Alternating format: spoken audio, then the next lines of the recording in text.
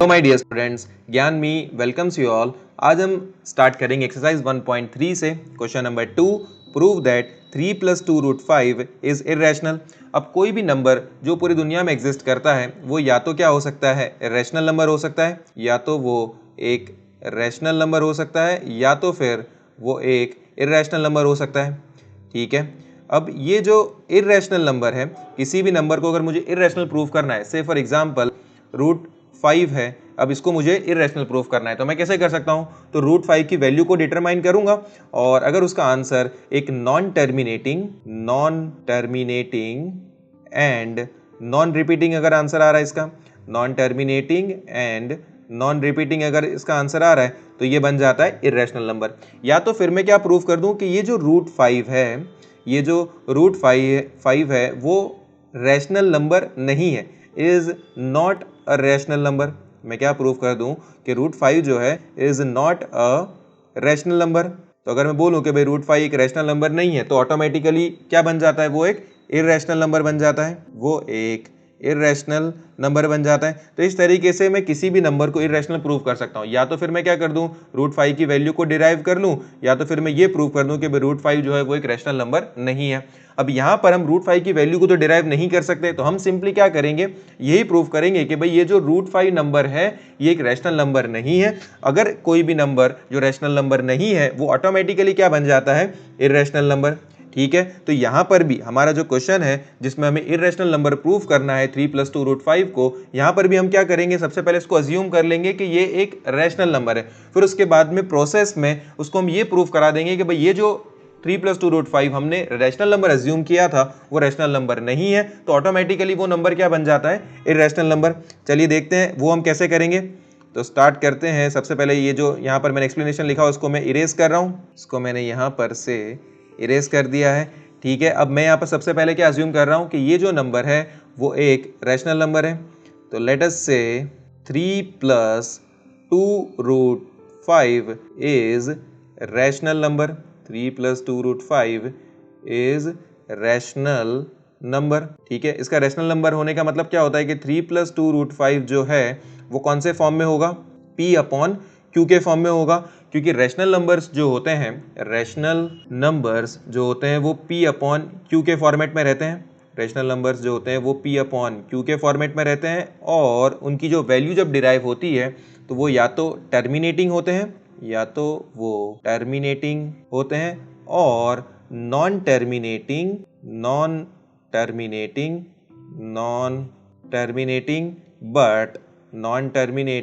But repeating होते हैं। ठीक है, या तो वो नॉन टर्मिनेटिंग बट रिपीटिंग होंगे, या तो वो टर्मिनेटिंग होंगे। वैसे सारे नंबर को रैशनल नंबर कहा जाता है। तो अब यहाँ पर मैंने क्या किया है, 3 + 2 रूट 5 को रैशनल नंबर कंसिडर किया हुआ है, तो वो P/Q के फॉर्म में होंगे। और जब P/Q के फॉर्म को मैं रिड्यूस्ड फॉर्म में ले आता हूँ तो वो रिड्यूस फॉर्म बन जाता है A/B। अब ये A/B को क्या कहा जाता है, तो A/B को कहा जाता है कोप्राइम नंबर्स। चलिए अंडरस्टैंड कर लेते हैं कि ये कोप्राइम नंबर्स मतलब क्या होता है। तो कोप्राइम नंबर्स देख सकते हैं आप स्क्रीन पर, यहां पर आ चुका है कि 2 numbers are coprime numbers if they have no common factor other than 1। इसका मतलब ये हुआ कि कोई भी दो नंबर है जिसका कॉमन फैक्टर सिर्फ और सिर्फ 1 आ रहा है, वैसे दो नंबर को कोप्राइम नंबर बोला जाता है। चलिए एग्जांपल से अंडरस्टैंड कर लेते हैं। से फॉर एग्जांपल 49/28 ये नंबर हमें दिया हुआ है, तो ये नंबर हमें क्लियर कट दिख रहा है कि ये कैसा नंबर है, एक रैशनल नंबर है।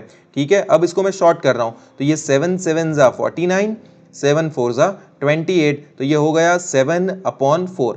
अभी 7/4 जो हमें वैल्यू मिली ये क्या हो गया है, ये फ्रैक्शन का रिड्यूस्ड फॉर्म हो चुका है। अब ये जो फ्रैक्शन था वो क्या है हमारा P/Q, अभी रिड्यूस फॉर्म। अब 7/4 से ज़्यादा छोटा मैं नहीं कर सकता, 7/4 से ज़्यादा छोटा अब मैं नहीं कर सकता, तो 7/4 जो है वो कौन से फॉर्म में है, तो वो है A/B क्यों, क्योंकि 7 के आप फैक्टर्स लो और 4 के फैक्टर्स लो तो दोनों के जो कॉमन फैक्टर्स होंगे वो क्या होंगे, 1 ही होंगे, दूसरा कोई भी नंबर नहीं आ सकता। इसलिए 7/4 जो है वो कोप्राइम नंबर है। ठीक है, और कोप्राइम नंबर को A/B के फॉर्म में डिनोट किया जाता है या इंडिकेट किया जाता है। ठीक है, तो कोप्राइम नंबर भी हमें अंडरस्टैंड हो चुका है। अब मैं ये कोप्राइम की वैल्यूज को भी मैं यहाँ पर से इरेज कर रहा हूँ, को प्राइम की वैल्यूज को भी यहाँ पर से मैं इरेज कर रहा हूँ। ओके, मैंने यहाँ पर इरेज कर दिया है।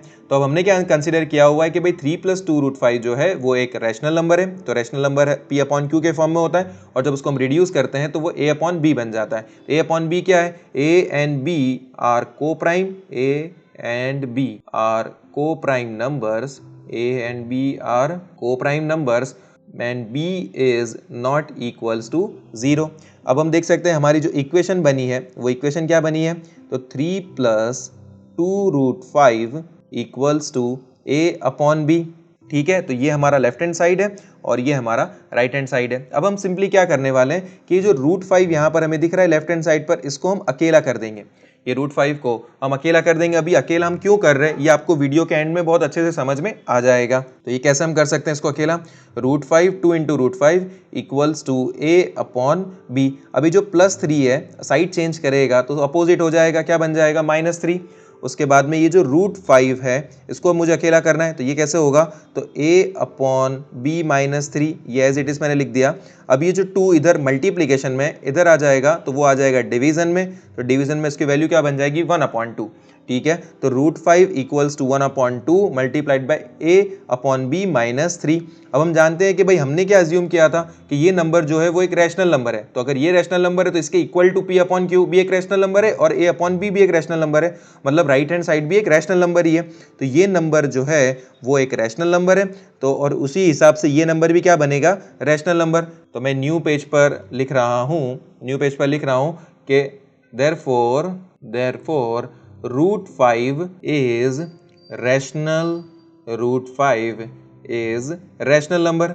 अगर right hand side rational number है तो लेफ्ट हैंड साइड भी रैशनल नंबर ही होगा, लेकिन हम जानते हैं कि √5 जो होता है वो एक इर्रेशनल नंबर होता है। अच्छा, ये हम कैसे जानते हैं कि √5 एक इर्रेशनल नंबर है, तो देखिए आप ये स्क्रीन पर आपके एक सेंटेंस लिखा हुआ आ रहा है और वो कह रहा है कि the square root of any number which is not a perfect square are all termed as irrational number. इसका मतलब ये होता है कि अगर एग्जाम्पल के तौर पर मैं √2 लिखूं, √3 लिखूं, √5 लिखूं, √6 लिखूं और इसी तरीके से अगर मैं वैल्यूज को लिखता चला जाऊं तो वैसे सारे नंबर्स को कहा जाता है इर्रेशनल नंबर, वैसे सारे नंबर्स को कहा जाता है इर्रेशनल नंबर। अगर कोई परफेक्ट स्क्वायर का अगर मैं स्क्वायर रूट करूं जैसे √4, तो ये आ गया इसका आंसर 2, मतलब ये एक रैशनल नंबर है।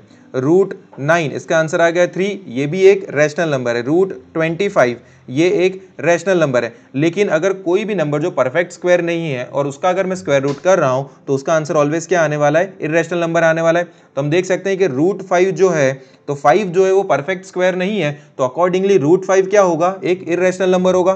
तो चलिए सारी बातों को नोट डाउन कर लेते हैं। पहले यहाँ से मैं चीज़ों को रिमूव कर दूं। ओके, ये सिर्फ हमारे अंडरस्टैंडिंग के लिए था। ओके, तो √5 जो है एक इर्रेशनल नंबर है, ये हम जानते हैं। √5 is irrational number, √5 is irrational number. तो हमने जो हमारी एजम्पशन के हिसाब से वर्क किया है तो उसमें हमें क्या मिल रहा है कि √5 इज रैशनल नंबर, लेकिन एक फैक्ट ये है कि √5 इज इर्रेशनल नंबर। तो यहाँ पर हो रहा है कॉन्ट्राडिक्शन, तो यहाँ पर हो रहा है contradiction. There arise contradiction in our assumption. हमने जो अज्यूम किया था वहाँ पर कॉन्ट्राडिक्शन आ रहा है इन आवर अजम्पशन। इसका मतलब ये हुआ कि हमने जो अज्यूम करके रखा हुआ है 3 + 2√5 is not a rational number, 3 + 2√5 is not a rational number.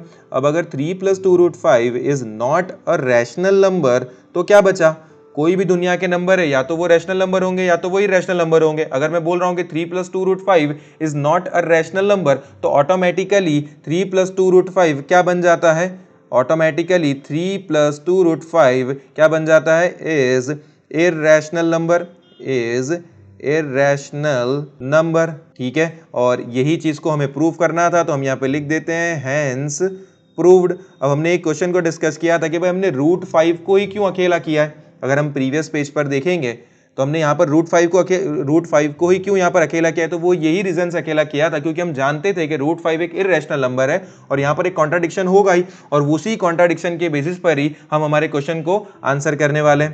तो ये सिंपल सा क्वेश्चन यहाँ पर एंड होता है। आई होप स्टूडेंट्स आपको ये अच्छे से समझ में आया होगा, और आई होप कि आप दूसरे भी बहुत सारे वीडियोस को हमारे चैनल पर, हमारे एप्लीकेशन पर ज़रूर से देखोगे और आपकी कॉन्सेप्ट्स की क्लैरिटी करोगे। ठीक है स्टूडेंट्स, अब मिलेंगे हमारी नेक्स्ट वीडियो में।